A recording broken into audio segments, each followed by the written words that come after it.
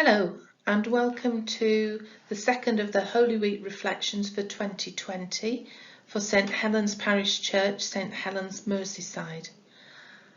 We've been looking this week at the readings from Mark for Holy Week, and we continue today with Mark chapter 12 verses 1 to 12.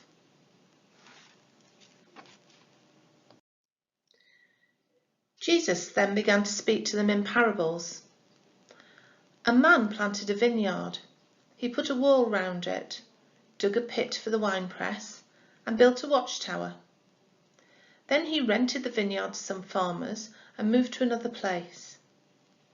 At harvest time, he sent a servant to the tenants to collect from them some of the fruit of the vineyard, but they seized him, beat him, and sent him away empty-handed. Then he sent another servant to them.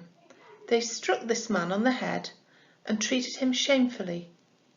He sent still another, and that one they killed. He sent many others. Some of them they beat, others they killed.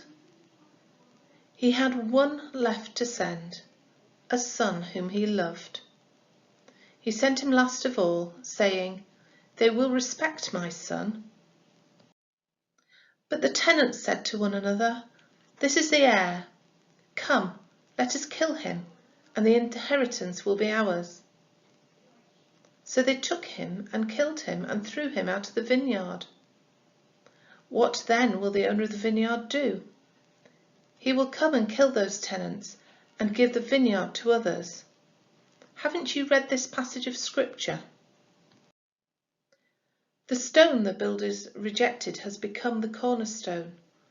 The Lord has done this, and it is marvellous in our eyes. Then the chief priests, the teachers of the law, and the elders looked for a way to arrest him, because they knew he had spoken the parable against them. But they were afraid of the crowd, so they left him and went away. So where are you in this story? Where am I? This is, of course, Jesus telling a parable, a story with a meaning and illustration. Here is a vineyard. It would be an image that everyone knew. It would have been like someone telling us that a rich builder had built a fabulous estate of exclusive homes with security guards and a high wall around the estate with a locked gate on entry. We would all have a clear picture of what this would be like. Parables paint a picture, and they usually relate to something that people of the time are familiar with. Jesus tells of this vineyard with an absent landlord.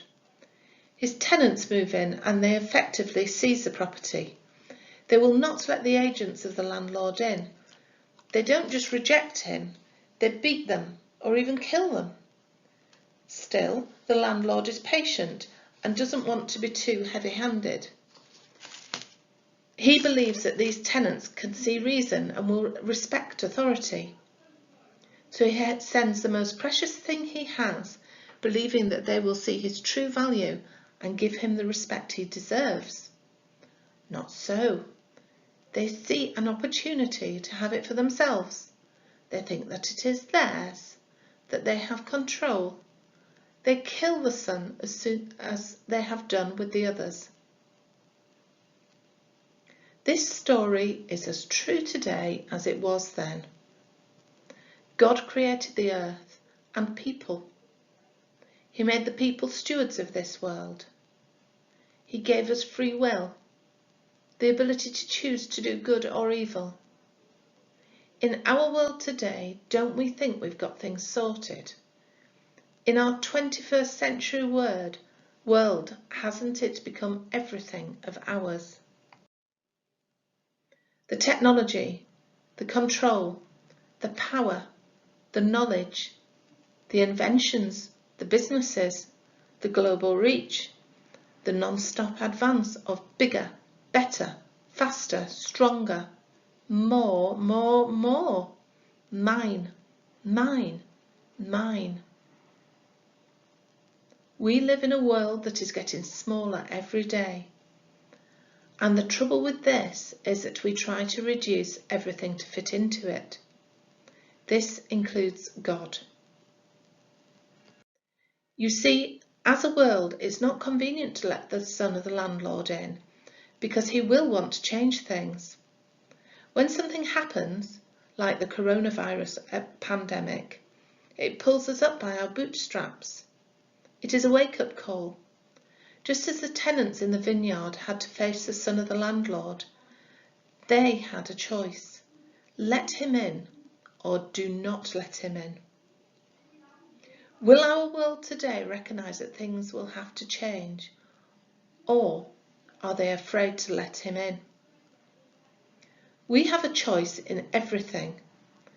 God gave us free will, the ability to choose. The chief priests, the teachers of the law, and the elders looked for a way to arrest Jesus because they knew he had spoken the parable against them. They recognised the message. They made their choice. Jesus says, "The stone the builders rejected has become the cornerstone. The Lord has done this, and it is marvellous in our eyes." So, is this a dire warning or hope for us all? We are in a time of doom and gloom, so let's go for the message of hope. Things are not beyond hope. Right now, there are more people recovering than dying of COVID-19, even though many have experienced terrible losses. There is a reduction in pollution, making air quality so much better in countries where this has been a problem for decades. There are signs of recovery in nature. There is even wildlife coming back to the canals of Venice. We can even see hope in the less tangible evidence.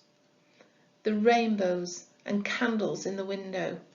Is this not a sign of the hope of people?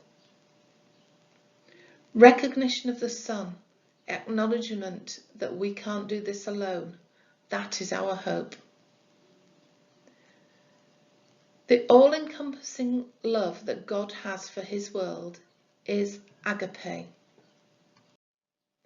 Agape, which means it is a love that is universal, it's unconditional, it's a crazy love that transcends and persists regardless of circumstance. God doesn't give up, ever. And the really good news is that this tenacity and perseverance that means that God isn't going to let go of his vineyard anytime soon. As we move through Holy Week, we know that there is a rescue package at the cross and resurrection. Let this be our hope. Let this be our sign that the landlord never gives up, ever.